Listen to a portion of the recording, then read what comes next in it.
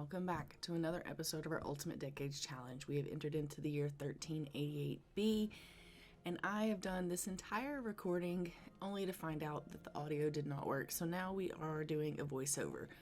But we are starting out in the year 1388, and as you can see, we have a lot of birthdays that we need to get through for this portion of the year. We also have a wedding that we need to do. So we are going to jump over to our family tree, and we're going to take a look at our photos of our members that we are going to be aging up, and we're going to be rolling the dice for them so that we can find out if they're going to be aging up to their respective ages. And then once we have rolled for everyone, we will be jumping into the game to age them up accordingly and give them their makeovers so that they can go ahead and they can continue on in their lifespans. So we are going to start first with Robert Goodwell, and we're going to be rolling for him first. So let's go ahead and we are going to jump over to our family tree, and we're going to take a look at Robert Goodwell. So this is Robert Goodwell and what he looks like, and he needs to go ahead and he needs to roll anything higher than a 7. If he rolls between a 1 or a 7, he will die. So let's go ahead and roll for Robert and see how he's going to fare for his adult roll. And so let's pull up our dice now, and we're going to give that a roll and see how Robert does for his birthday roll. So if we roll the dice for him, we are going to see that Robert gets a 4, which is not a successful roll. And so we are going to need to roll a d10 for him to see how long he's going to get with us. And he's going to get 6 years with us. So we will go ahead and put that on the timeline, that he's going to get 6 more years with us. So we're going to put here that Robert Goodwell is going to pass away in 1394. And then we are going to go ahead and go to our next person on the timeline that we need to age up, which is going to be Barbetta Goodwell. So let's go ahead and take a look at Barbetta Goodwell on the family tree. This is Barbetta Goodwell here. She is super cute. All right, so we are going to need to roll for Barbetta Goodwell. Barbetta Goodwell is becoming a child, and so for that, she can't roll a 4 or a 13. So let's go ahead and roll the dice for Barbetta and see how she fares. She rolls an 11, which is a successful roll. She is going to get another, I believe, 28 days on the calendar with us. So we will be adding her on the timeline that she is going to get another 28 days. And then the next person that we are going to be aging up is going to be Florence von Schwan and her brother Byron. So let's go ahead and pull up Florence von Schwan. Florence von Schwan is a vampire, and for vampires, as we know, they do have different numbers that they have to roll. So we are just going to look and see what the vampire roll is. So for vampires, they can't roll a 1 or a 19. So let's go ahead and flip back over, and we will roll for Florence to see if she is going to be able to have a successful roll. She can't roll a 1 or a 19 to be able to age up to a child, and she rolls a 3, which is a successful roll. So she also will be getting another 28 days on our calendar, and we'll go ahead and put her down here that she's going to be aging up as well. And then we are going to go ahead and take a look at her brother Byron, which I do believe is her twin. So we will go ahead and take a look at Byron von Schwan next. So this is little Byron von Schwan. Byron is also a vampire. As you can see, we have him on our vampire list as well. So he also can't roll a 1 or a 19, so we're going to roll the dice for him. And he also gets a 3, and that is a successful roll. And so we will be aging him up for another 28 days as well. So all of our children have had successful age ups for their birthdays, and that is bloody fantastic, and we love that for them. So then we are going to take a look and see who is next in line here for our age ups, and it looks like we have Amy Arundel. She is aging up to a toddler. For that, they can't roll a 1, 4, 8, 12, or 15. So let's go take a look at Amy Arundel.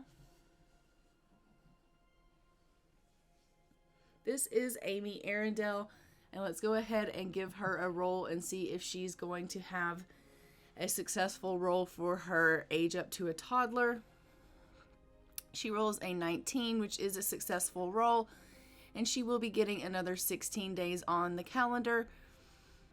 And then we are going to go see Mathis Idrissi, and Mathis Idrissi is also a human who can't roll the 1, 4, 8, 12, or 16. We are going to go ahead and roll the dice for Mathis and see how he fares. He rolls a 20, which is a successful roll. He also will be getting another 16 days on the calendar. And then we are going to be aging up Adiva Arundel. Adiva Arundel is the daughter of Renata and Maximus Arundel. And we are going to roll for Adiva to see if she can age up to a toddler. She is going to roll and get a 9, which is a successful roll. So we will go ahead and we will age her up and give her another 16 days on the timeline as well. And then we're going to go see Laurentia McGrath, who is the daughter of Abby and Peter McGrath. And we are going to see if she is going to be able to age up to a toddler. So let's go ahead and roll the dice for Laurentia McGrath and see how she does. She rolls an 8, which is not a successful number, so we are going to need to roll a d4 and see how long she's going to have with us. And she's going to have 3 years with us. So we will go ahead and put on the timeline when Laurentia is going to be passing away. So she is going to be passing away in 1391. And so we'll just put that here on the timeline.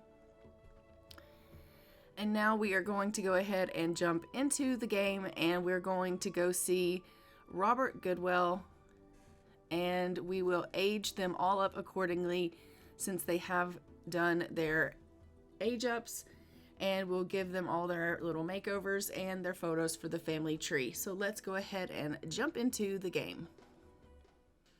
Okay, so we have arrived here with Robert Goodwell. We are just going to be aging him up to an adult.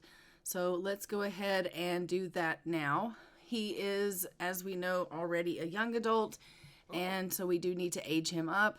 So we are going to just do his birthday really quickly. We won't need to get a photo for him. Oh, it won't let me age him up to an adult. Maybe he's already an adult. Let me check and see what it says for his information here. Maybe he's already an adult and we don't need to age him up at all. I don't want to age him down accidentally. So let's take a look at that. So it looks like he maybe already is an adult and I just didn't realize that. So let's take a look at his panel and see if he is an adult already. So he is already an adult, so let's just go over and see Barbetta Goodwell. All right, we have arrived here with Barbetta Goodwell. We are just going to age her up to a child, and then we'll be hopping into cast with her to give her her makeover and get her photo for the family tree. So let's go ahead and age her up really quickly, and we'll take care of all of that. And let's go ahead and go have a look at her in cast. Okay, so here is Barbetta Goodwell. She has aged up to a child, and she has gotten the aspiration of social butterfly. She is shy, a cat lover, and encouraging. So we are going to go ahead and give her makeover and get her photo for the family tree. She did get blonde hair at her age up, so we will be changing that back to red. So let's go ahead and do her makeover now.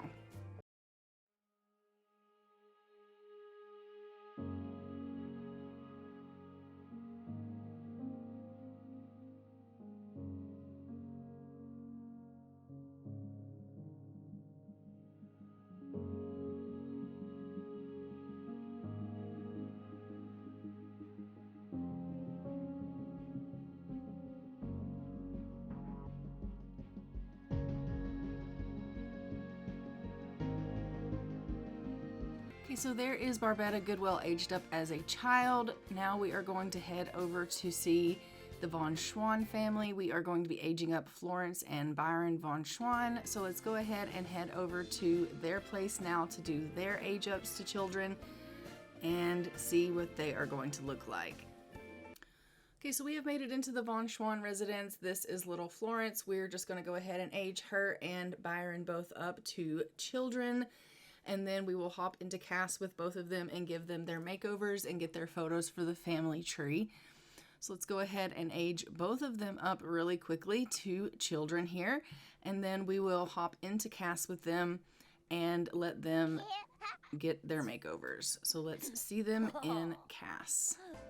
Okay, so we are here with Florence Von Schwan. She has aged up to a child. And as you can see, she got the animal obsession. She is a vegetarian, she is fearless, and she is an insider. And we are going to go ahead and give her her makeover and get her photo for the family tree.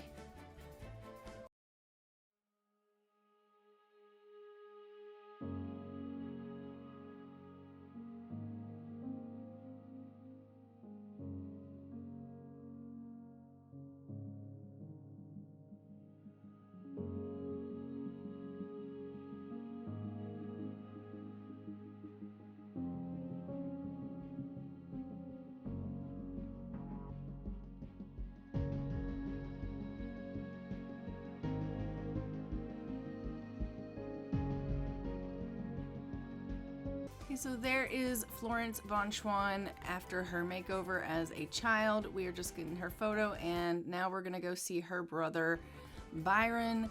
He is, as we know, also a vampire.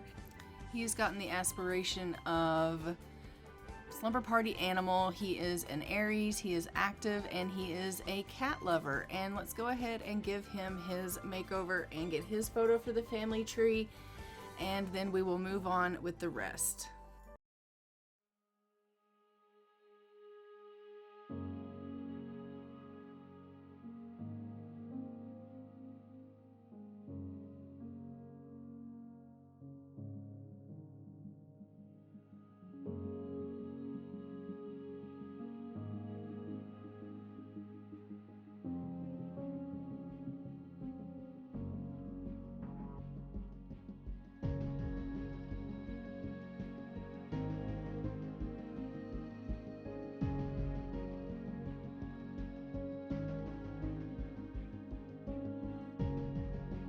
Okay, there is Byron Von Schwan after his child makeover, and we are going to now head over and we're going to see Amy Arundel. Okay, we have arrived here with Amy Arundel. You can see she was an intense infant. As a toddler, she is going to have the traits of wild and clingy. And we are going to go ahead and give her her makeover and get her photo for the family tree. So let's go ahead and do that now.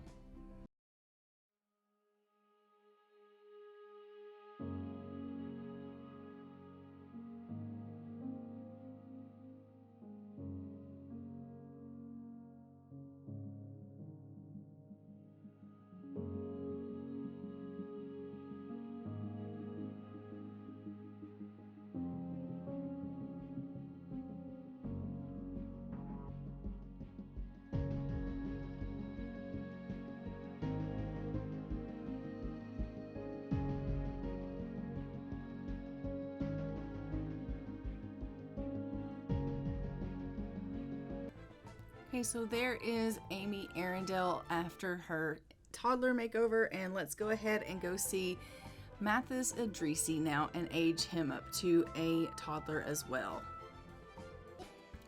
Okay, here is Mathis Idrisi. He was a calm infant. As a toddler, he is going to have the traits of always hungry and plucky. And we are going to go ahead and give him his makeover and get his photo for the family tree.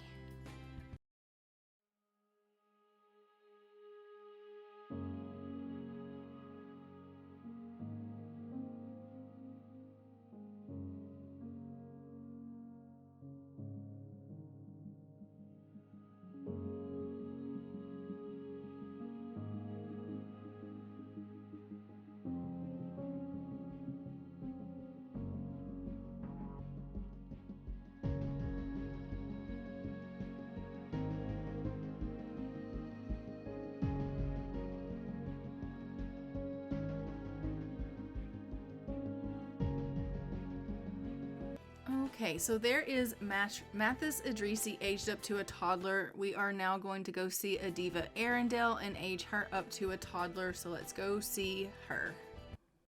So here is Adiva Arundel. She was a calm infant, and as a toddler, she is going to have the traits of charmer and having a movement developmental delay. Let's go ahead and give her her makeover and get her photo for the family tree.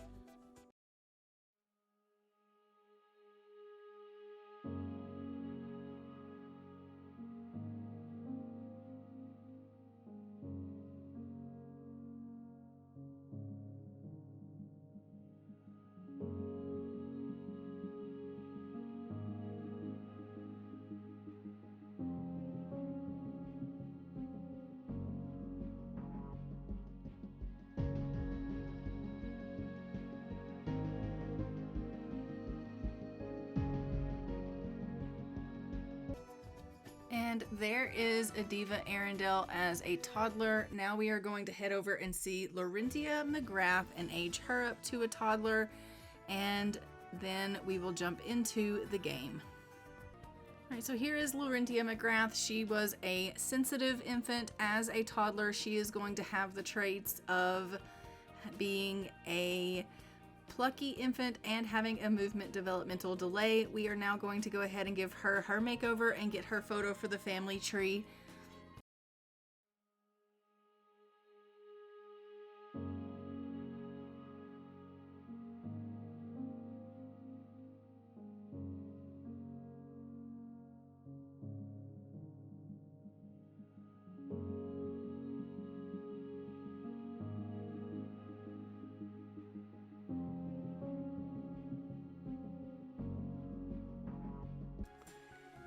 And there is our little Laurentia McGrath, and now we are going to hop into the game. We are going to go see Clemence Del Madonna. As we know, he needs to go ahead and get married in this episode, so we are going to jump into the game with him, and hopefully he'll be able to go ahead and find himself a bride.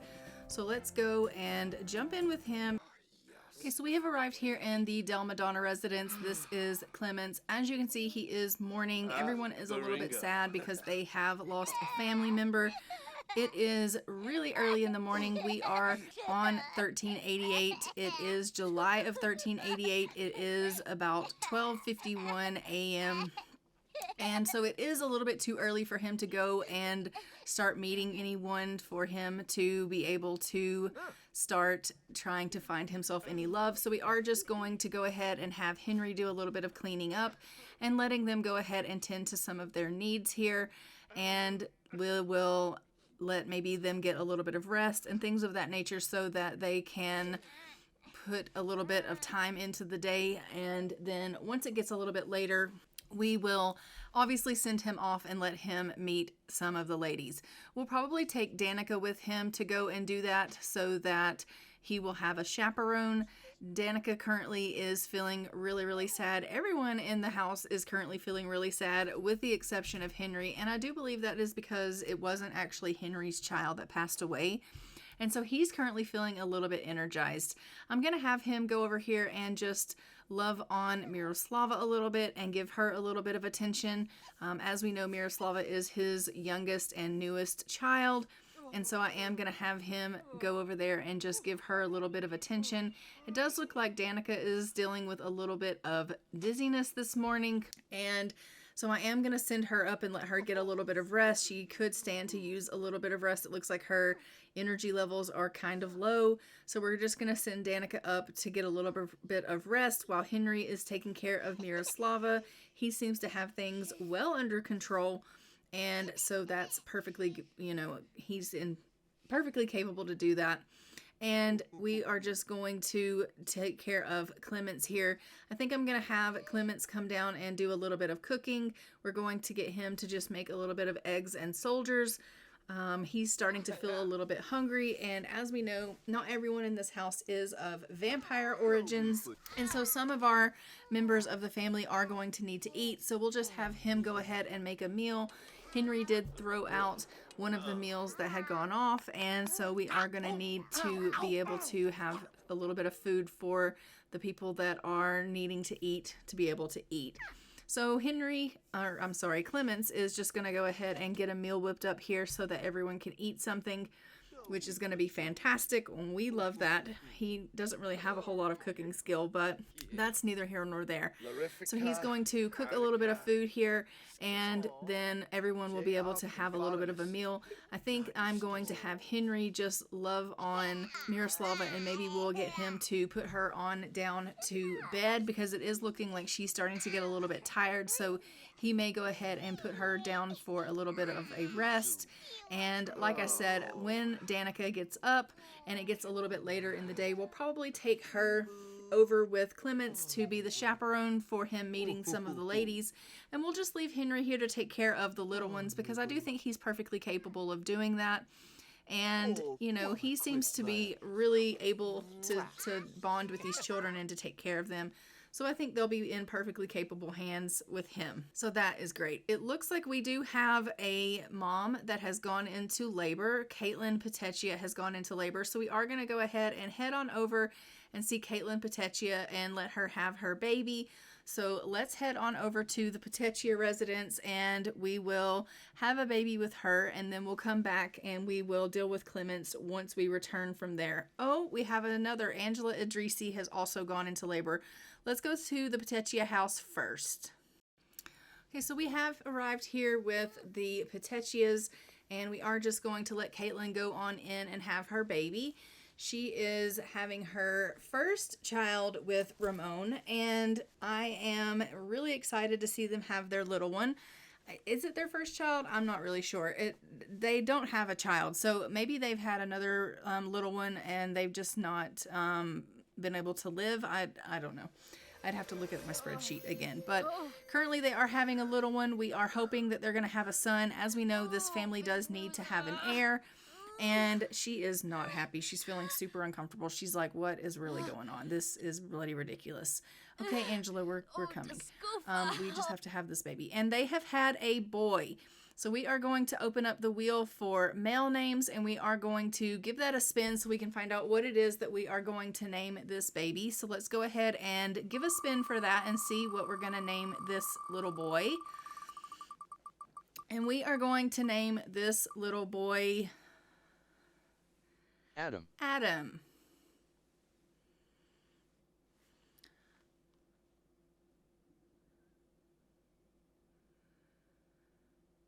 All right, so Adam Petechia. Oh, and they had a girl. All right. So let's go ahead and open up the wheel for girl names, and we will go ahead and give that a spin and see what we're going to name this little girl.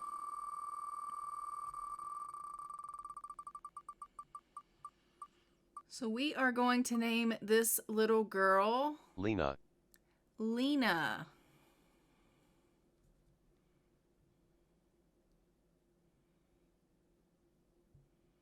So this will be Lena Petechia. So we have had Adam and Lena Petechia. We have had twins. And so as we know, we are going to need to roll the dice for mom and the babies. We will be rolling twice for mom because she did have twins. And as we know, mom can't roll a 1.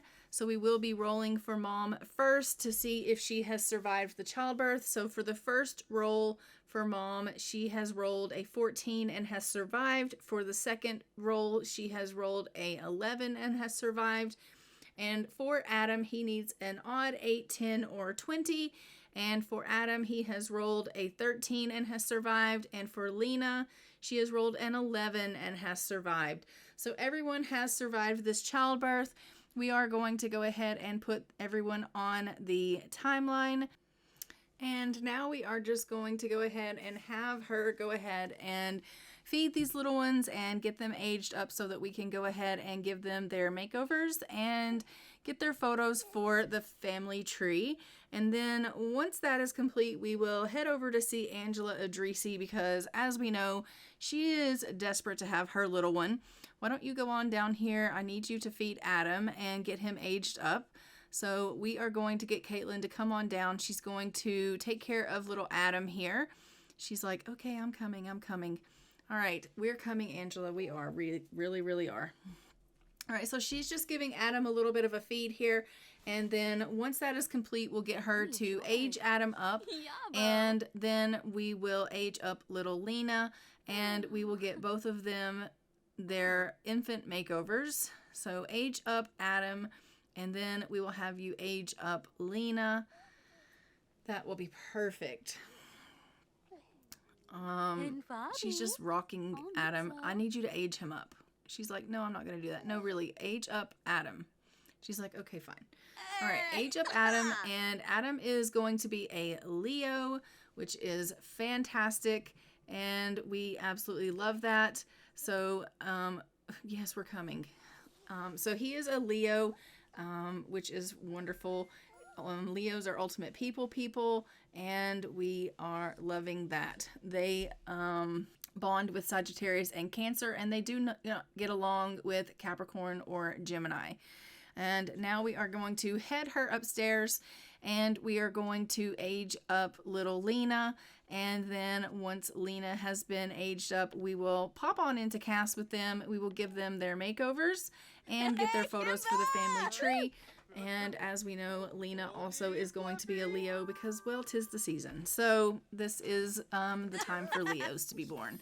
So as we can see, Lena has aged up as well. And we are going to go ahead and hop into cast with them and give them their makeovers. So here's little Adam. He is a wiggly infant, and we are going to go ahead and give him his makeover and then get his photo for the family tree.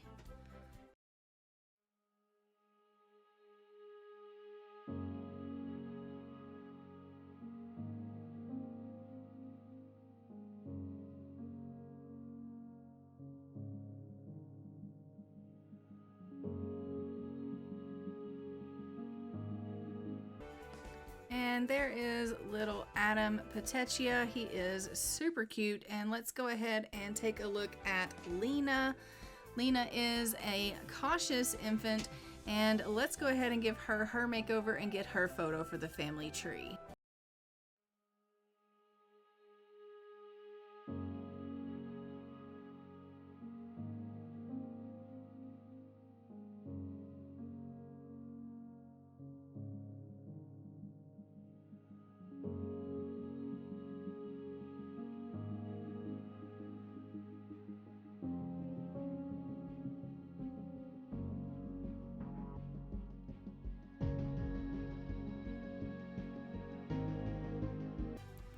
And there is little Lena Petechia. She is also adorable. And we are going to jump back into the game and go see Angela Adrisi so she can have her little one. All right, we have arrived here at the Adrisi home. We are going to let Angela go in and have her little one. She is unhappy with us because we've made her wait so long. She is really uncomfortable. She's not happy at all. As we know, they do already have little Mathis. So I'm not sure what they're going to have now, but we could stand for a little girl, or we could have ourselves a spare. Either way, we are about to have us a little one, and so we are going to find out what it is Angela is having, and we are super excited that they are expanding their family. and they have had a boy. So we are going to open up the boy name wheel, and we are going to find out what we're going to name this little one. So let's do that now, and we will give that a spin and see what this little one's name is going to be. So let's spin the wheel.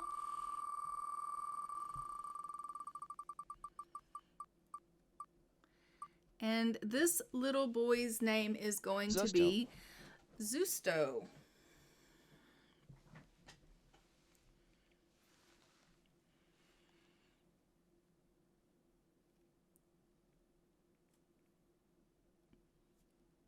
Oh, and they had another little boy. All right, let's go ahead and spin the wheel again and see what we're going to name this little boy.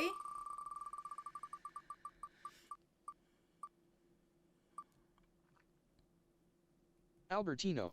Albertino. All right, so we are going to name this little boy Albertino. Albertino Idrisi. So Zusto and Albert, oh my God, they had a daughter.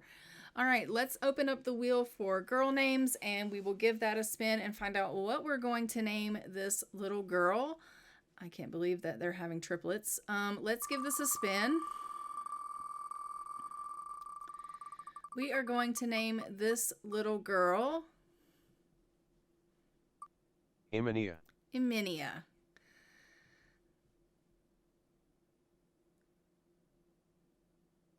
All right, so let's go ahead and name her Eminia, and then we are going to have Zusto, Albertino, and Eminia. She had triplets, and as we know, we are going to need to roll the dice for Mom and the babies.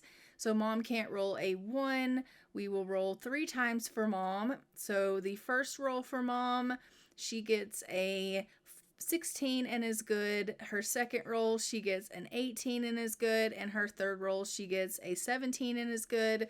For Zusto, he needs an odd 8, 10, or 20. We are going to roll for Zusto first, and Zusto is going to get a 8 and is good. Then for Albertino, we're going to roll for him, and he is going to get a 3 and is good. And then for Eminia, we're going to roll for her, and she is going to get a 10 and is good. So the triplets all survived. Holy crap. Okay, so I have gone ahead and added them to the timeline, and I am going to just go ahead and we are going to get her to take care of these babies, and then we will age all 3 of them up, and we will give them their makeovers and get their photos for the family tree. So I do think that she is really excited that she's just had these children. I know that Suhail is really thrilled about the fact that they've got more children. Everyone was really excited about it. I don't know exactly if Mathis is feeling so thrilled about the news. But either way, they have definitely significantly grown this family. And so we have triplets in this home. And I do think that they're going to realize really quickly that this house that they are in is way too small for them. And at some point, they're going to need to move out and find themselves a bigger plot of land. So we will probably have to move them out into a bigger home at some point soon, because this is just not going to work for them. But we are going to go ahead and start aging up the babies. We are aging up Zusto now. And then we will go ahead and we will age up Albertino, and then we will age up Eminia, and we will get all 3 of them their makeovers and their photos for the family tree. So it looks like she can't actually get over here to Albertino. So I am going to just have to move Eminia out of the way here, and we will then be able to age up little Albertino. So let's move her over here, and then we will obviously be able to go ahead and age up Albertino. So go over there and age up Albertino. He is second in line to be aged up. So she's going to age up Albertino, and then we will come over here and age up Eminia. And then we are going to hop into cast with them and give them their makeovers. As we know, all 3 of these little ones are Leos. And so that is fantastic. We love that. So let's go ahead and hop into cast with these little ones and give them their makeovers, see what they look like, and get their photos for the family tree. Alright, so here is Zusto. He is an intense infant. We are going to go ahead and give him his makeover and get his photo for the family tree.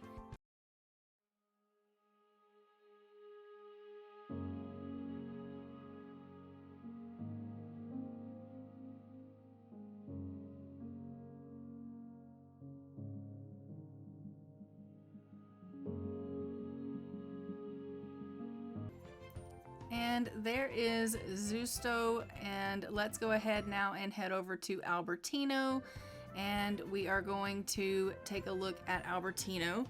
Albertino is a sensitive infant, and we are going to give Albertino his makeover and get his photo for the family tree.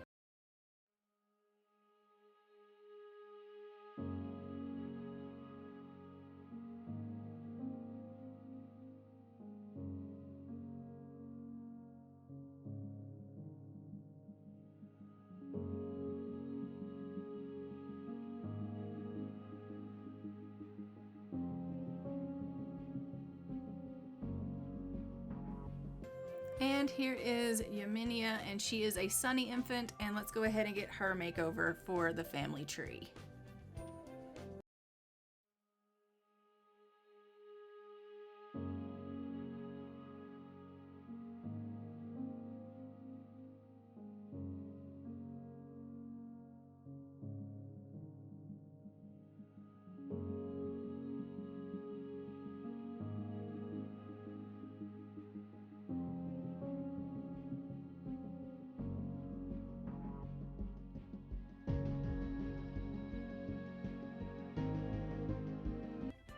And there is Yaminia. Let's go ahead and jump back into the game. Okay, so we have arrived back here at the Del Madonna home, and as you can see, we do have ourselves back here with Clemence, and he has created a breakfast meal for the family.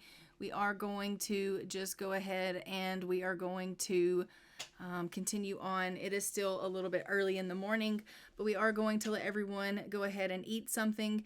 So we are going to just have Clemence go ahead and call everyone to a meal. That way anyone that is hungry can go ahead and grab themselves something to eat. And then after everyone has their meal, I do think that it is going to be late enough in the morning that we can go ahead and take Danica and Clemence to go ahead and start meeting some of the ladies. And he can start trying to find someone that he wants to marry. Because he does, in this portion of the episode, in this part B, for July, August, and September, he does need to actually go ahead and get himself wed. So we are going to hopefully be able to secure himself someone that he wants to marry and get him married in this portion. So he has his hands a little bit full with this agenda. So would you just sit down and eat something, Clemence? Like, I don't know what you're doing. It does look like Miroslava is a sunny infant, which we absolutely love. So I love that she is constantly in a good mood. Overall, that is a fantastic thing for her to be in because, you know, especially right now, everyone's really, really sad because they're mourning. But she's sunny, and so she's in a great mood, which goes really, really well with Henry because, as we know, Henry's in a great mood right now. He's not really letting the fact that the little one has died get him down. Everyone else, though, is really, really sad. I do think that is going to cause us some issues with Clemence trying to find love. Considering the fact he is in mourning right now, I think that's going to cause a little bit of issues. But let's hope that he's able to find love. Let's hope he's able to get past that. And it looks like Danica wants to be family oriented, and she has become good friends with Henry. I think that is really great. As we know, she had some issues with Henry in the past. They had a little bit of a difficult dynamic going on. They really struggled in the beginning of their marriage. Yes, she did marry him, but she married him under the pretense that, you know, she had a child with her dead husband, and she was raising that child by herself, and Henry was trying to be a gentleman and help her out. And, you know, even though he kind of cared about her, there wasn't a lot of love there. He was really just doing the gentleman thing. and she still had a lot of love and a lot of feelings for her dead husband, and she kind of didn't let herself really fall all in love with Henry and really build those feelings. And in their relationship really struggled in the beginning, and so because of that they really had like a roller coaster kind of relationship. But it would seem that they're starting to get past that. They're starting to build a good bonded relationship, a good friendship, and so I'm hoping that their relationship is going to change a little bit and we're going to see their relationship get better. But let's go ahead and travel with Clemence now. We're going to take Danica with us, and we are going to go and try to meet some ladies and see if we can find him a love match. So we have arrived here at the first home of the bachelorettes that he can meet. And so we're just going to go ahead and knock on the door and see if we can gain entry into their home. Obviously, we don't want to stay outside for too long. Danica is a vampire, and even though it is seemingly overcast right now, we don't want to take any risk with her and having her catch fire and things like that. So we are going to see about going into the home. That way we can get to know these ladies.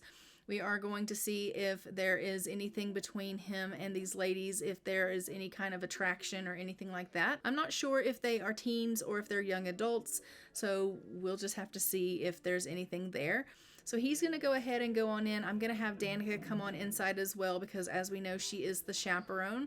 And we are going to just go ahead and do a friendly introduction and see what kind of comes up on the panel for them. It would seem that she actually is a young adult, so she is a little bit older than him. I don't know that there's going to be anything that he really is going to kind of feel for her because she is significantly older than him.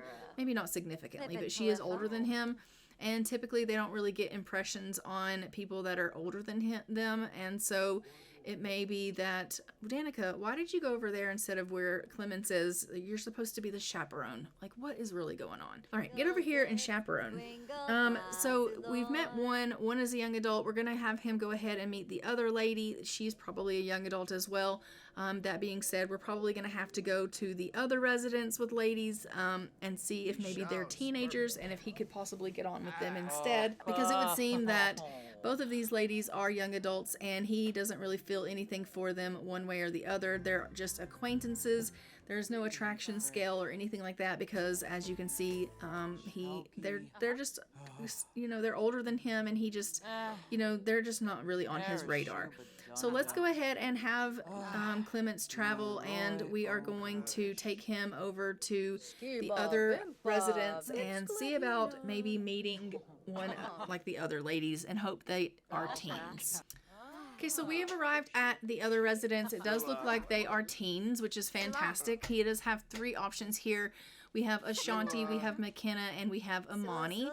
And so we are just going to go ahead and do some friendly introductions, find out if he is attracted to any of them and if he has maybe any compatibility with them.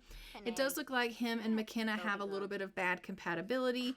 For Ashanti, he perceives her as basic looking, but there isn't any compatibility with her. And then we have, he needs to still meet Amani. So let's get him to meet Amani as well. And with Amani, it looks like he also has bad compatibility with her. So we are going to probably try Ashanti. Since he doesn't have any bad compatibility with her, we'll probably see how he gets on with Ashanti and see if they can build up any friendship and or romance. So he is going to try to pursue her. He does only see her as basic looking, but I mean, that's totally fine. She doesn't have to be the most gorgeous thing in his eyes. He's just thinking to himself, like, at least we, are compatible or don't have bad compatibility. And so he's thinking to himself, like, maybe there could be something there. And as you can see, their friendship is going up really, really fast. So they've decided to cloud gaze, and it's really helping their friendship quite significantly. And they're becoming really, really good friends. And he's thinking, this is actually coming off really easily. Like, we're actually being able to get on really, really, quite simply. And so he's thinking to himself, if we're able to get on this well, maybe we are compatible. Maybe we could be something more. Maybe, this friendship could turn into something romantic. And so he's wanting to maybe try some romantic things with her and see if maybe they could build some romance off of this friendship that they're developing. And he is wanting to see if maybe she is, in the market for marriage, because obviously he's in the market for marriage. And he's not really sure how she's going to feel about that, but he definitely wants to dip his toes in the water and kind of find out that information. And he's hoping that she's going to see some marriage material in him and that he can sway her in his direction, because he is of the age to marry and he is looking for a bride. And he, realizes that he's not getting any younger. He does want to start a family.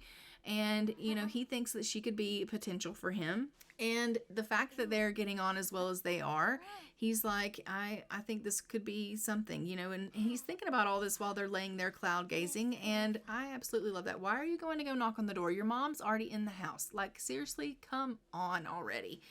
Just go over there and we're going to get him to do some romantic gestures with her and see if we can build up some romance. We're going to have him try to flirt. Obviously, he is feeling a little bit gloomy, as we know, because of him mourning right now. So it is going to be really, really difficult for him to flirt or anything like that.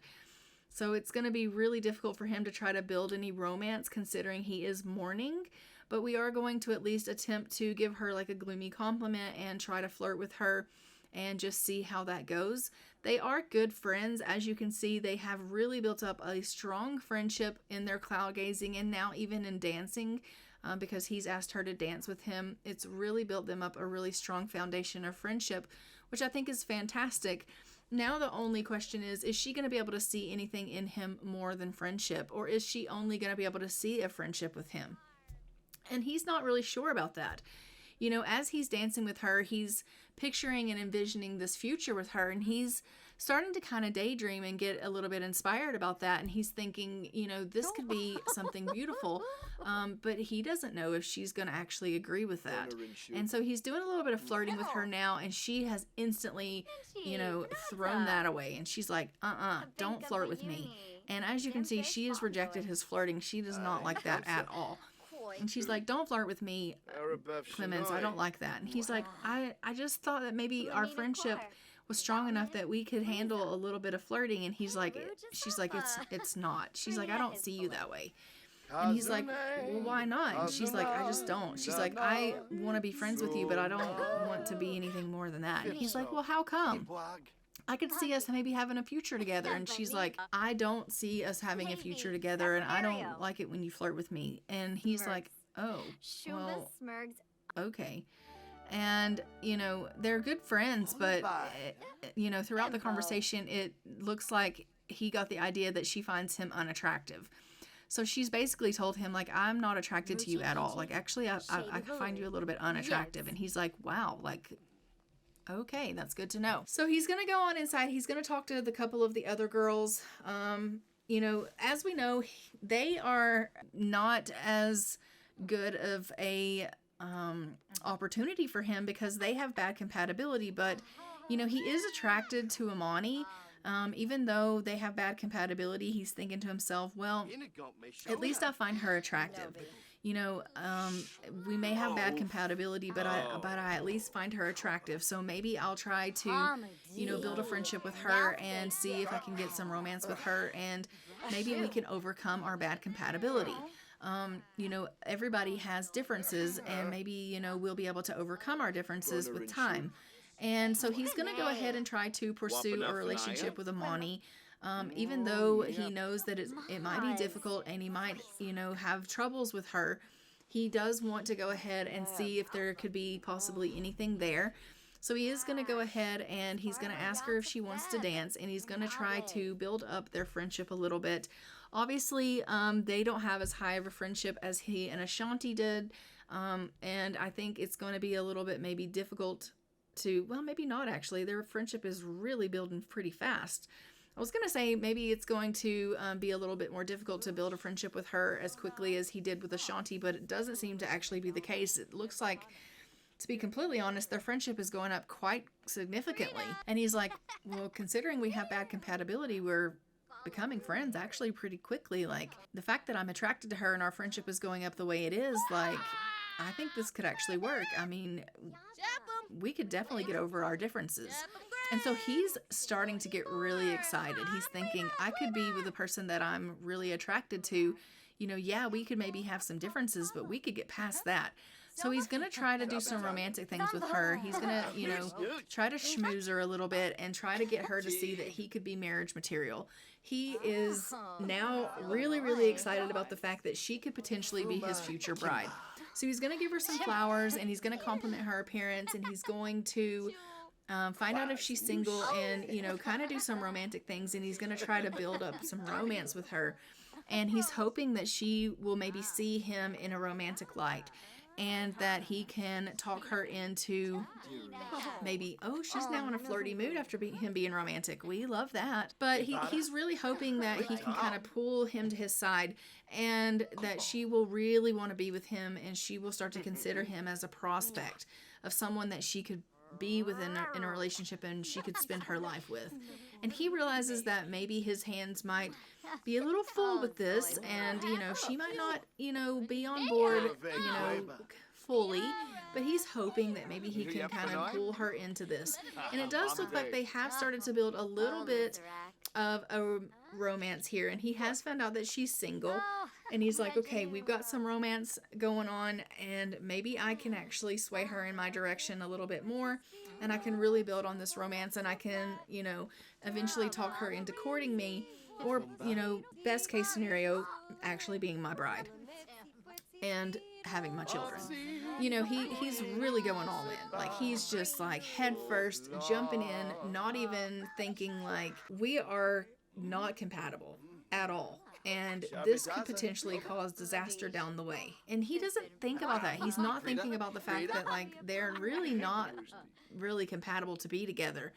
But he's just thinking, we can overcome anything that comes in our way. All obstacles that don't work for us, we'll overcome it, because I think she's beautiful, and look how quickly we became friends. Like, it'll be perfectly fine. And so he's really trying to build up their romance. As you can see, anytime he starts to come on really strong, their romance goes really down far.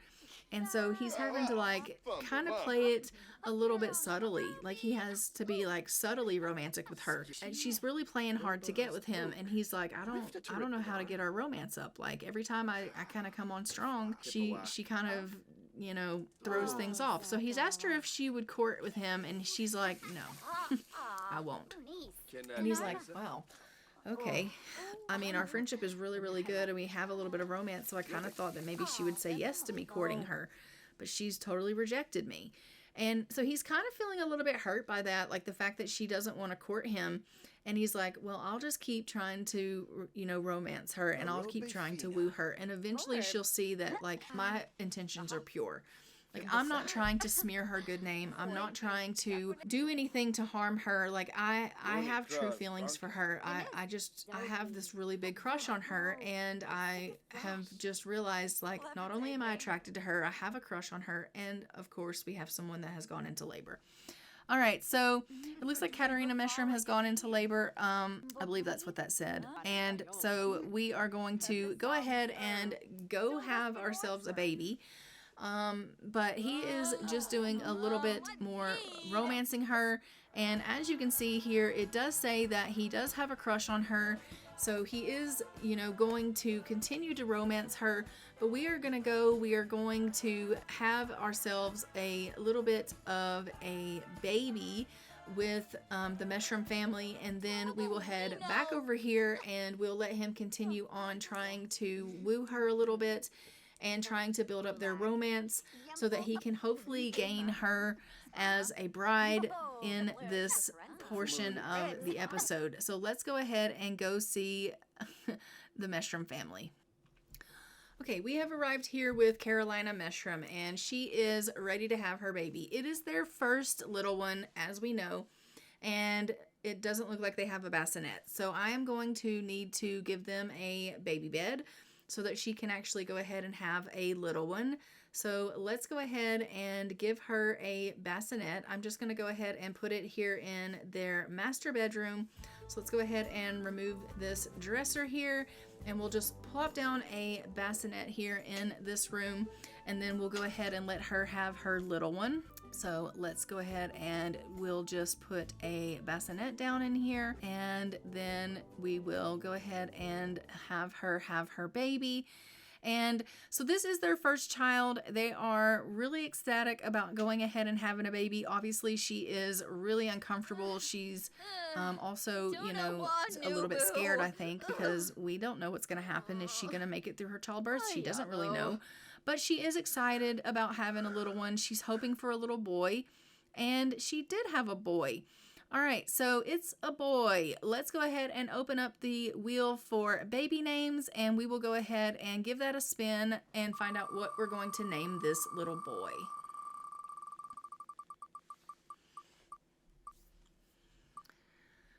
All right, so we are going to name this little boy Hugo.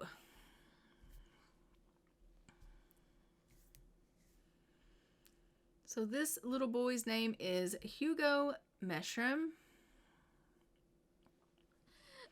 and it is a single birth. So let's go ahead and we will pull up the dice. We need to roll for mom and baby. As we know, mom can't roll a 1. So let's go ahead and roll for mom. She rolls a 7 and survives the childbirth. Baby needs an odd 8 or 20. Odd 8, 10, or 20. He gets a 4 and is not going to make it. So we will go ahead and put that on the timeline, and we are going to have to take this baby from mom. As we know, he did not survive this childbirth. He was stillborn. So we are going to take this little one away. I am so sorry, Carolina. I know that is going to make you super sad, especially considering the fact that it was your first child. But, you know, fortunately for you, you do get to have many more baby tries. So, I mean, there are going to be plenty of opportunities for you to have babies in the future. But that is super sad for her. But we are going to go ahead. We are going to hop back over with Clemence now so that we can continue on his pursuit of Imani, and hopefully he can get their romance up. All right, so we have arrived back here in the house of the ladies. We are going to continue on with Clemence. He is still trying to woo Imani. He is really struggling with that. Again, she's playing really hard to get. Look at him just leap into her arms. As you know, he is trying to come on, and sometimes he is coming on a little bit too strong for her. The advances that he makes to her do need to be a little bit subtle. Because anytime he comes on really strong, he seems to kind of throw her off a little bit, and their romance actually goes down as opposed to up. That being said, he is, you know, really into her. He really has a big crush on her. And so I do think that, you know, that is letting his feelings get the better of him. And I think because of that, he is kind of thinking to himself, I am, you know, not thinking clearly, and he is going to try to not so much trap her, but try to trap her. Back in these days, they would not have been very forward. They wouldn't have, you know, been alone together. That's why he has his mom there to chaperone. They would not have like kissed and those kind of things, because it would have sullied the woman's name. It would have sullied her reputation. And he is not thinking about that. Like, he's being very forward. He's hugging her, and he's massaging her, and he's doing all of these things that really would probably be frowned upon. And but he's like, I can't keep my hands off of her. And if you you know, take a look here, he is about to grab her up, and he's about to pull her in for a little bit of a kiss. And I think that is because he is letting his emotions for her get the best of him. And, you know, if he were to actually do that with her, he's going to ask her to be his girlfriend. And what's she going to say? She's going to say yes. Okay, we absolutely love that she has decided to be his girlfriend. Being his girlfriend has actually brought their romance up significantly, which we absolutely love. And because of that, he's like super thrilled.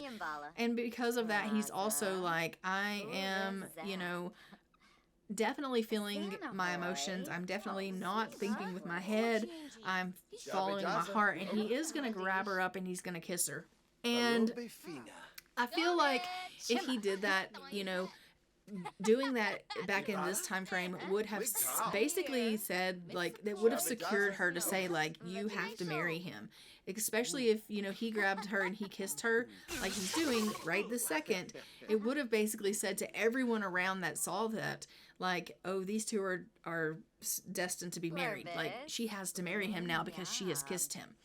And it would basically make it like he's trapping her in a relationship that she has not yet agreed to be completely honest. Like, she has not told him that she's going to marry him, but he's proposing to her now because he's like, Amani, I'm in love with you. Like, I want to spend my life with you. And she's like, I feel the same. And he's like, really? And she's like, I do. She's like, you know, I think you're a little bit odd. You're a little bit quirky. She's like, and, you know, sometimes you clearly come on a little bit strong. I mean, you did just, you know, kiss me because before you even, you know, made our thing official. She's like, but I totally feel the same way. And he's like, I'm so thrilled you feel that way. So they're going to travel on. I'm going to have her and Danica go with him, and we're going to go to the chapel, and we're going to get them married. And that is so great that she has said yes to marrying him. So let's go ahead and travel now. So as you can see, we have arrived here at the chapel. We are going to go ahead and have Danica and Henry go on in there and have a seat. They are going to go and watch their son be wed, which is super fantastic. And then we're going to have Clemence go and get himself married to Amani. They are going to go and exchange their vows. Now, as we know, Clemence does need to go ahead and have 3 children. So him and Amani will be having 3 children. So once we get them married, we will be purchasing them a home, and they are going to go ahead and get started on trying to begin their family together, which is super, super great. And as we know, Clemence is a human, so they are not like, you know, vampires or any of that. Yes, he has a vampire mother, but Clemence is human. So they are, you know, it is what it is. They're a human family. But he is just telling her how much he loves her and how happy he is that he found her. And they are exchanging their vows. And then we're going to have them go ahead and exchange their rings. And they are going to kiss. He is so, so happy that he has found her. And he's thinking, even though we have bad compatibility, I think this is going to be, you know, the best relationship ever. And they're having themselves a really small but beautiful ceremony, which is fantastic. And then once they have their ring exchange, which is happening now, oh, look how happy they look. Oh, they're going to exchange their kisses here, and we're going to go ahead and move them in. We're just going to go ahead and move Amani in with us here, and then we will branch them off afterwards, and we will hop into cast with her and get her updated into her new colors and change her last name.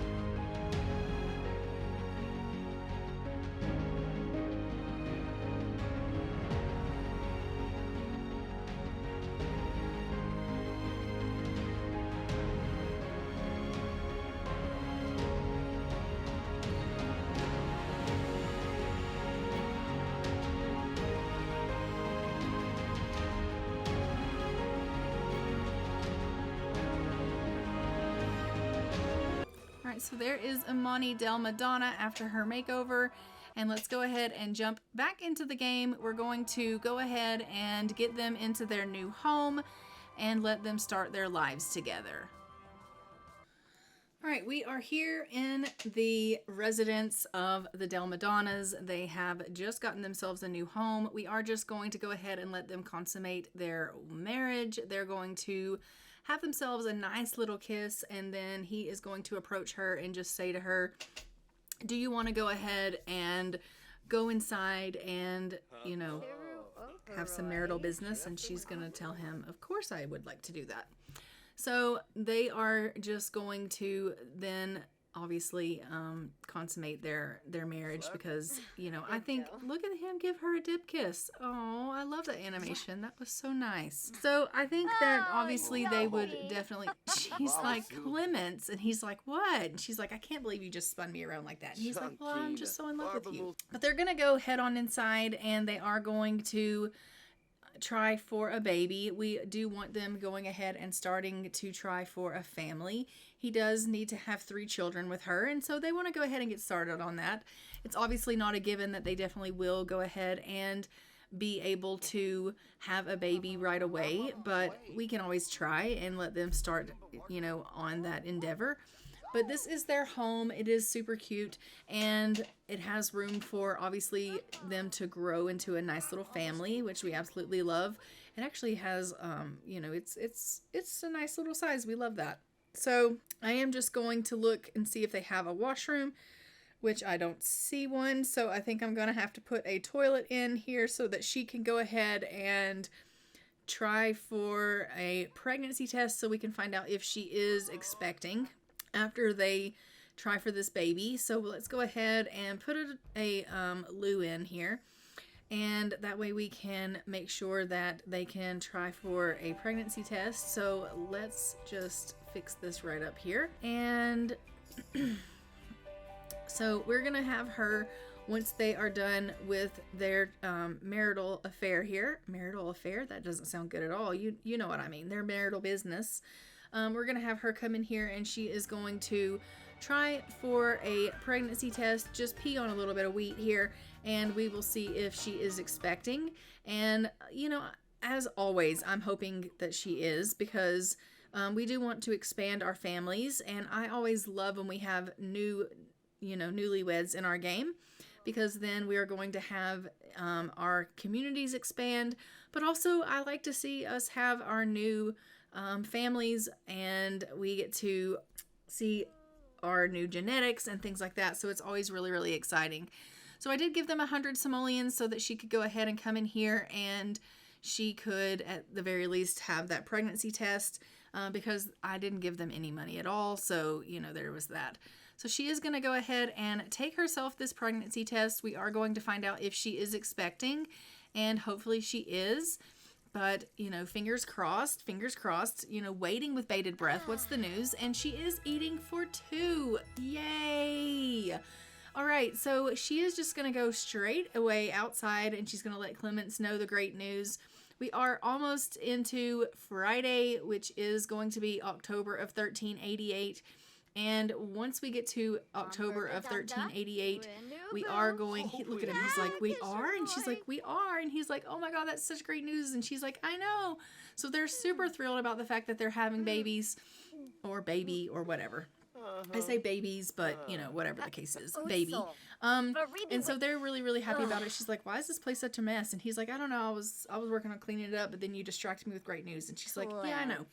But it is 1388. We do have a death on the way, and so we need to go ahead and look at the timeline. As you can see, Peter McGrath is scheduled to go ahead and pass away.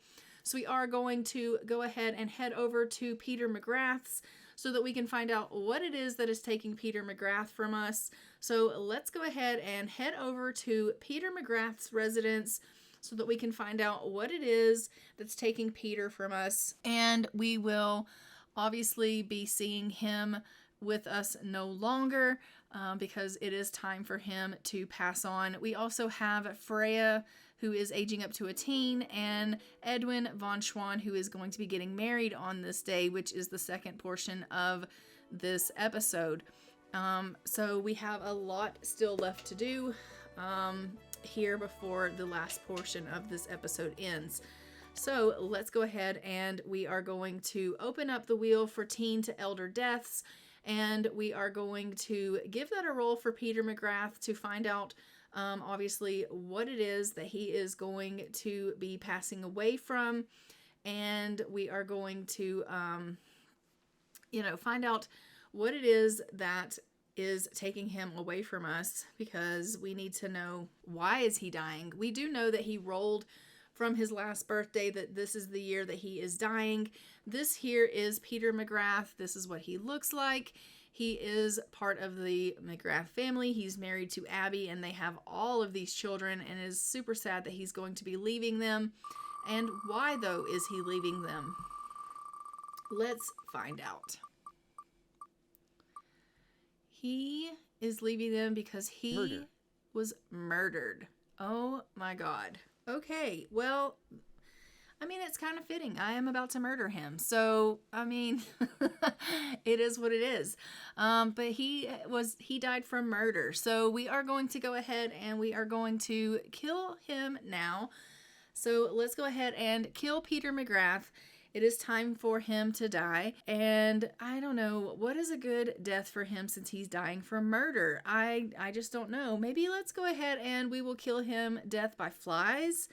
I mean, that sounds really gruesome, but I mean, I don't ever use anything like that. And it's in essence, a type of murder. I mean, sort of. I don't know. We'll do death by flies. We'll see. I don't know. That animation's probably going to be so gross. But it is what it is. So we're going to, oh yeah, it's pretty nasty. All right. So death by flies is real gruesome. I'm not a big fan. But he has just died, death by flies, and we are going to need to find out what year he was born. Holy, that was fast. Like, he's just instantly an urn. Okay, we're going to go ahead and engrave his epitaph. So let's go ahead and do that now. And I believe he was born in 1345. So we are going to go ahead and engrave his epitaph for 1345 to 1388. So let's go ahead and do that. All right, so 1345 to 1388. And then we are going to go ahead and put that in Abby's inventory. And then we're going to send Abby off to the cemetery so that she can place him in his final resting place. So let's take her off to the cemetery now. Look how sad this family is. They're just so distraught. All right, so we have arrived here at the cemetery. We are just going to go ahead and we are going to place Peter McGrath in his final resting place. We want to obviously put him to rest.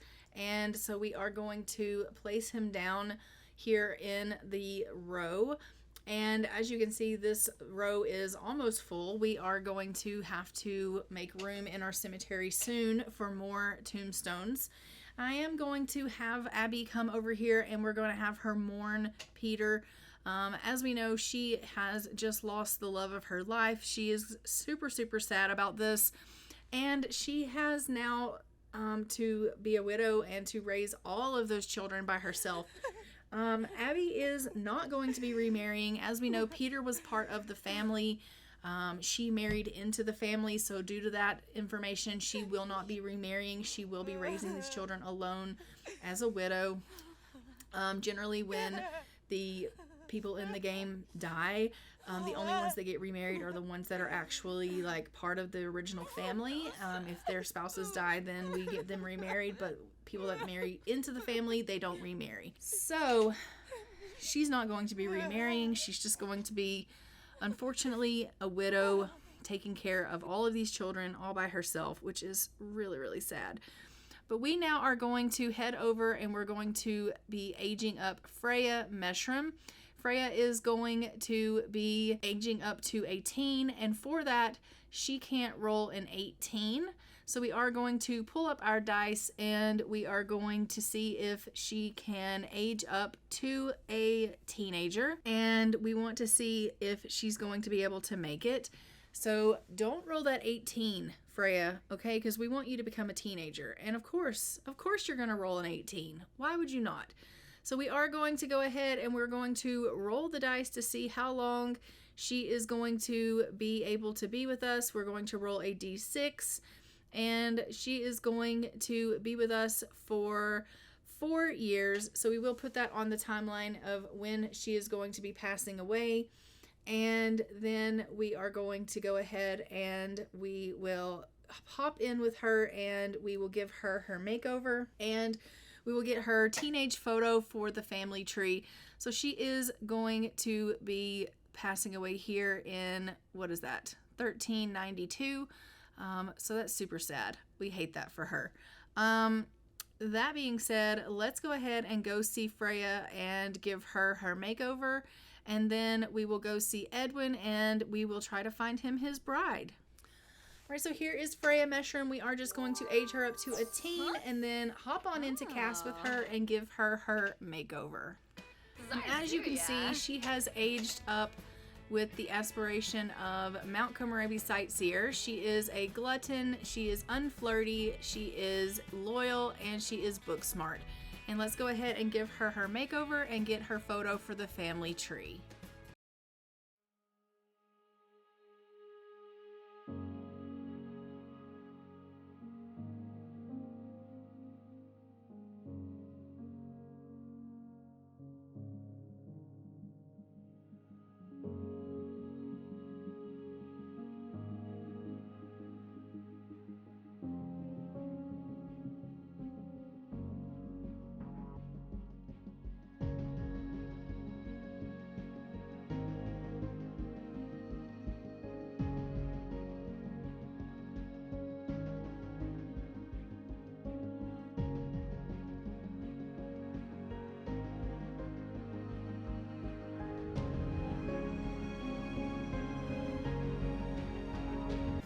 And there is Freya Meshram as a teenager.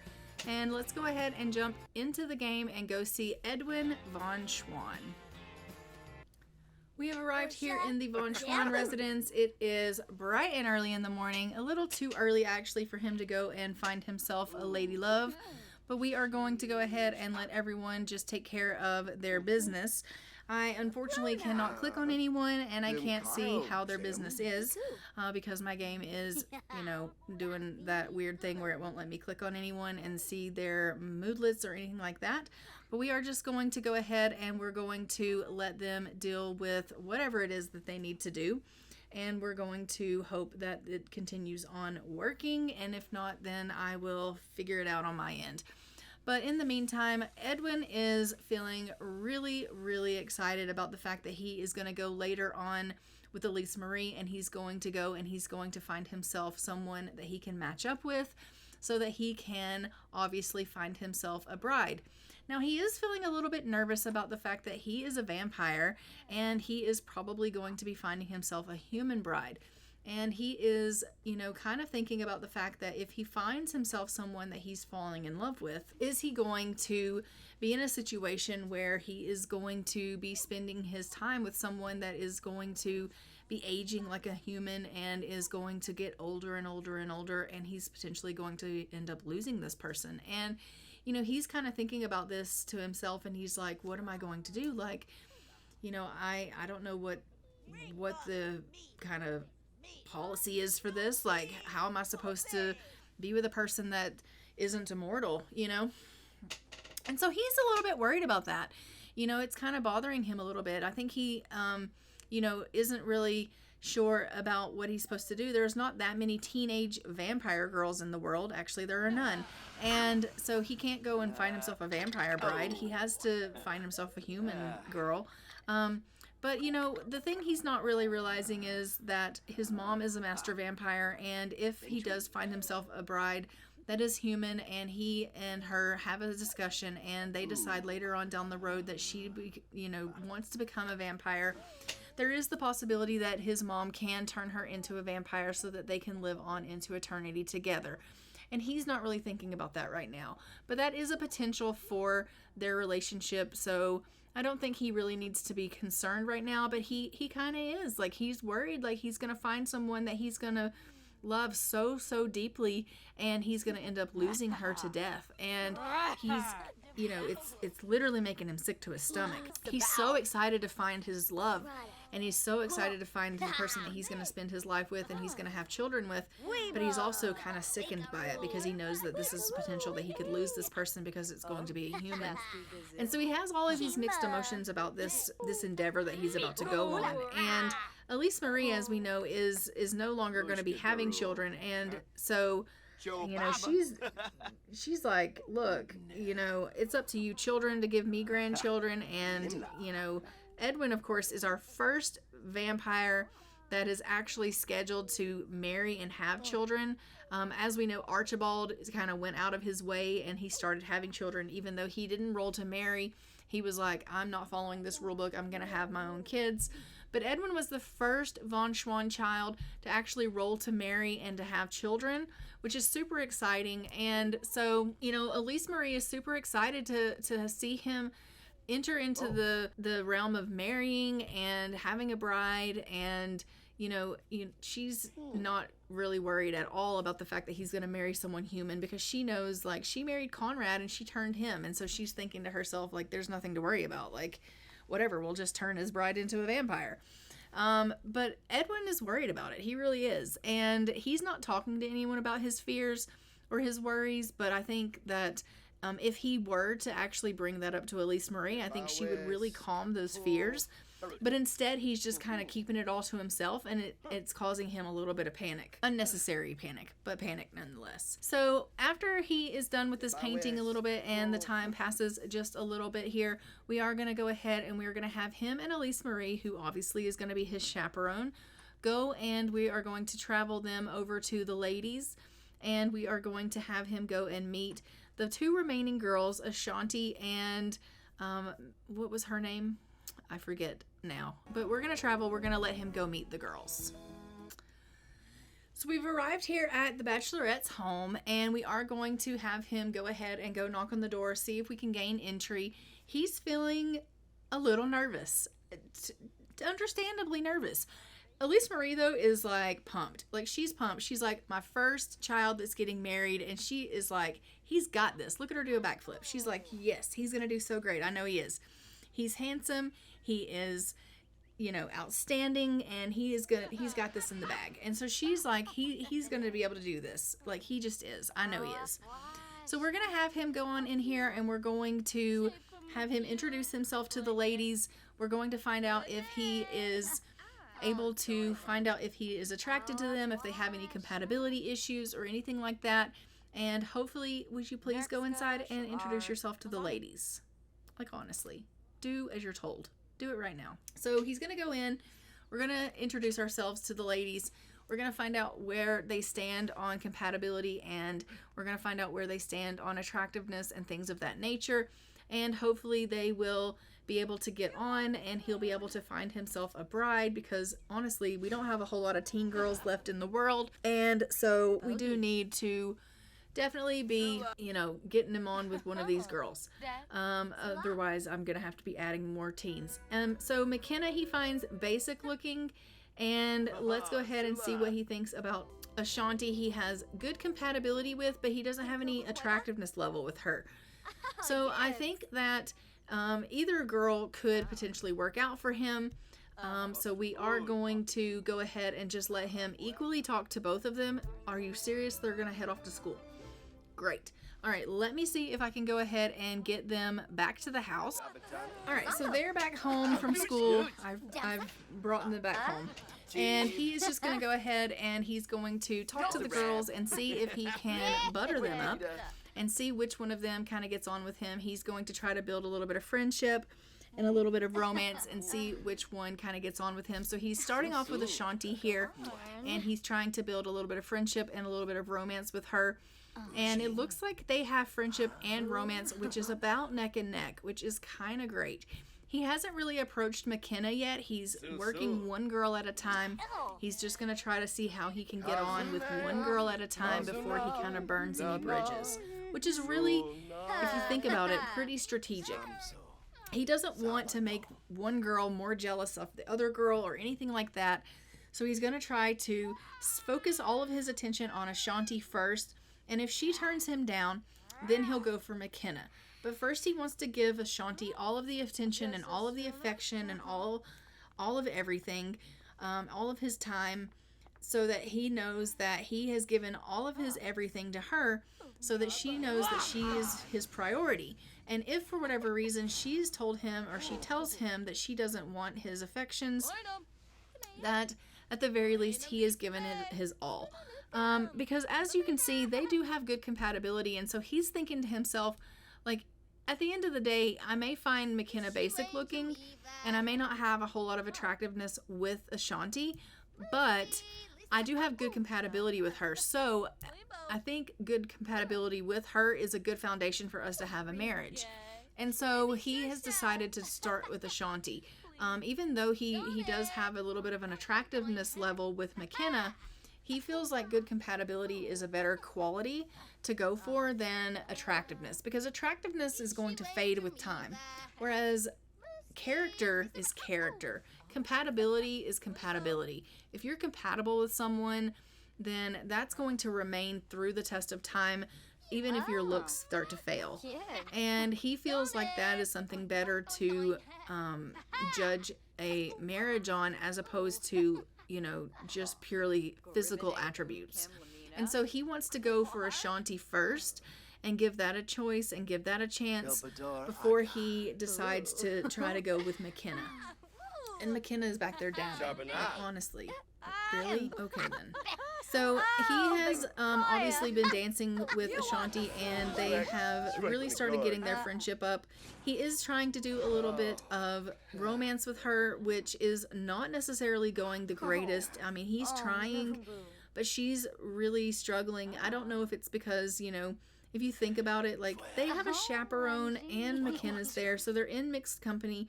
And it can get a little bit embarrassing. It can get a little bit, I mean, they're doing private things in mixed company. And sometimes that can make the Sims get a little awkward. And maybe Ashanti is not, really appreciating that very much. But in this time, you have to have a chaperone. And so he's like trying his best to do romantic things, but not make her feel uncomfortable, but let her know, like, look, I'm interested. I want to build on our friendship, but I also want to build our romance. Like, I want you to know that, like, I am interested in you in a romantic way, not just a friendship way. Like, I want us to spend our life together, and I could see us spending our life together. Like, I could see you having my children. And he's gone into his mother and said to her, like, I'm hideous. And she's like, you're not hideous, you're overreacting, you need to calm down, get over there and go talk to that girl. And he's like, okay. So he has grabbed her up and he's kissed her, and he has basically secured in his mother's eyes now that he is going to marry this girl. And she's like, I cannot believe you've just done that. Like, at least Marie is kind of shocked. Like, he's basically just said, Ashanti's the one I'm gonna marry. And she's like, you've just basically forced this girl's hand. Like, she has to marry you now, and she's not agreed to this. And he's like, she's who I've chosen. And, like, she's not agreed to this. Like, they barely have any romance, but he has chosen that she's the one he wants to marry. So now he has to try really, really hard to get their romance up, because he has basically deemed her as the person he's going to marry by kissing her. And I don't know how he's going to do that, because honestly, the flirting and the romance is not going well. But he's grabbed her up and he's kissed her like she's about to be his bride. And he is like, I've chosen you. Like, you're the one I want to be with. And she's like, I can't believe that you have just grabbed me and kissed me. And he's like, I have a crush on you, and I think we're compatible, and I think that you and I should be together. And she's like, look, I understand all of that, and honestly, I get where you're coming from, I do, but I haven't agreed to anything, and you have basically just secured my future in you, and I don't appreciate you coming off like that. And he's like, look, maybe I went around about it the wrong way, but I needed you to see my perspective. And she's like, yeah, but you totally didn't see my perspective or think about my feelings or my name when you decided to do that. And he's like, all I was thinking about was I was following my heart. And she's like, what about my heart? And he's like, I just figured you'd come around. And she's like, so you're going to bully me into being with you? Like, what? And he's like, do you want to go and dance? And she's like, sure, I'll go dance with you. So he's trying to kind of, schmooze his way into making up with her now. And they're going to go and they're going to have a little bit of a dance. Like, they do have quite a bit of romance. Don't get me wrong. But he didn't take her feelings into consideration when he just basically trapped her into a marriage. And that's basically what he's done. So now he has to ask her, like, will you court me? Will you marry me? Because, like, technically I've basically sealed your fate anyway. And Ashanti and him will be getting married because he's basically, like, secured her future. And so he's going to ask her, like, will you court me? And she's like, no, I don't really want to do that. And he's like, look, I really want to be with you. I really want you to be my girlfriend. I really want you and I to be together. And he is going to, really put it on thick. He's really, really trying to talk her into being with him. And he's like, I have this huge crush on you. And I really do feel like you and I are meant to be together. And she's like, we have no choice than to be together because you keep kissing me. And he's like, I know. I can't help myself. And she's like, you need to try to get a hold of yourself. And he's like, will you be my girlfriend? Like, will you actually be with me? And she's like, I'll enter a courtship with you. I will. And he's like, you will? And she's like, I have no choice now. You've ruined my name. Everyone is going to know that I'm, basically secured in marrying you because of what you've done. And he's like, well, then will you be my girl? And she's like, yeah, I'll be your girl. Like, don't I have, like, no choice at this point? And he's like, I don't really want you to feel like I've backed you into a corner. And she's like, no, but you kind of have. You kind of have backed me into a corner. And he's like, I mean, I guess. So he's going to go ahead and he is going to propose to her because, there really is nothing else left to do. Like, he has proposed, like, he's asked her to be his girlfriend, and he's forced kisses upon her, and so he's like, look at him do it again. And she's like, are you kidding? You know what? Forget about it. It's fine. It's over with now. I mean, I might as well just, kiss you back because at this point, I'm already destined to be yours. And he's like, that's right, you are. So he's going to go ahead and he's going to propose to her. And he's like, since you're already destined to be mine, will you accept this ring? And she's like, yes, I will. So these two are going to go ahead. We're going to head them over to the chapel. And we're going to get them married. She's like, I've come around to your way of thinking. And he's like, I knew you eventually would. And she's like, you are insufferable. And he's like, I can be when I want my way. And she's like, clearly. So as you can see, this is how their marriage is going to go. He's basically going to always get his way because he's insufferable. But we're going to go to the chapel now with Elise Marie and with Shanti, and we're going to get them married.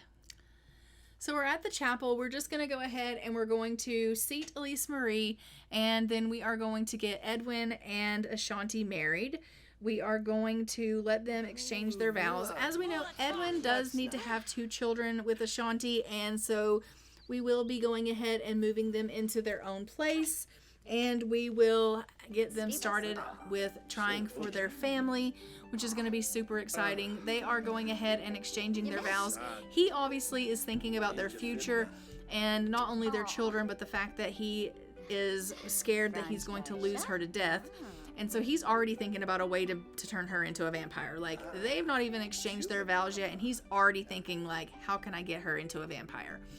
And she has no idea, like, that he's thinking about these kind of things. Like, while they're exchanging their vows, he's like, how can I make her immortal? So, as you can see, this is going to be pretty interesting between the two of them. But they are exchanging their rings. We're going to go ahead and see them exchange their kiss. And then they are going to go ahead and move in together. We're just going to go ahead and move her in with us. And then we will break them off into their own place. We are going to hop into cast with her and put her in her new colors and change her name. So let's go ahead and jump into cast with her now.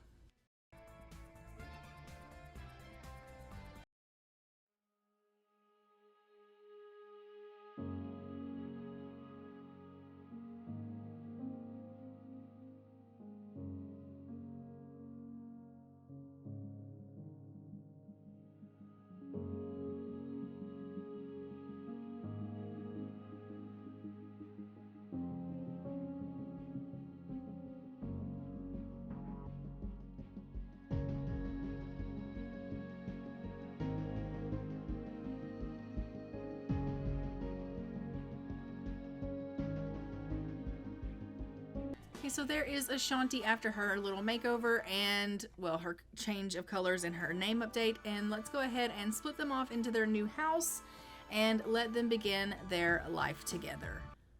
Okay, so we have arrived here at the Von Schwan residence. We are going to go ahead and let them consummate their marriage. He's just going to grab her up, give her another kiss. We know he likes to kiss on her. And then he's going to approach her and ask her if they can go ahead and consummate their marriage. And obviously he wants to go ahead and get started with trying for a family.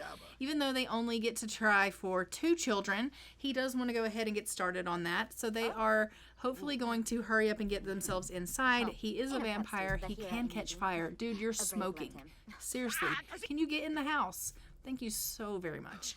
All right, so we're going to get them inside. They are going to go ahead. He's like smoking seriously bad. We're going to go ahead and get them to try for that little one. And as you can see, this house does need a little bit of work. There is a fire pit in the living room. Like, I don't know what's really going on. But I am going to have to give their house a little bit of love and get it updated a little bit. So I will do that at some point. Not right now, but at some point. But we are going to, after they have tried for this baby, we will go ahead and get her into the washroom there, and then we'll have her try for a pregnancy test to see if she has gotten pregnant from this woohoo that they're having. So that would be fantastic to see if they are expecting. So I am just going to give them a little bit of money so that she can go ahead and take that pregnancy test. We will find out if they are expecting, and then we will continue on. She's like, I just want to go to bed. I'm sorry, you can't. You have to get up and you have to take a pregnancy test. We need to know, like, everyone wants to know, like, are you having a baby? Like, is this family growing? Because this is important information. And she's like, you are so nosy. We really are. But you're eating for 2. Yay. All right, so we are having a baby. She's like, okay, I've got to go tell him the great news. So she's going to run out here. Okay, she's not running. She's just slightly walking. Slowly even. And she's going to let Edwin know the great news. And he's like, you're pregnant? And she's like, I am. And he's like, oh my God, that is amazing. And she's like, are you excited? And he's like, I really am. So she is pregnant. They are going to have a little one. He is thrilled about this news. And she is going to go ahead and get them started on some food. And by them, I mean her, because she's the only one that eats. And I am going to go ahead and leave this episode here. Don't forget to like, comment, and subscribe. Hit the notification bell so you are notified when new episodes go live on the channel. And I will see you guys in 1389, where unfortunately we're going to be seeing a ton of death coming down the way. It is going to be an episode full of death. Which is really, really unfortunate, but that is unfortunately sometimes the way the cookie crumbles. So until next time, I'm going to go ahead and fly for now, and I will see you guys in the next one. Bye, Ravens.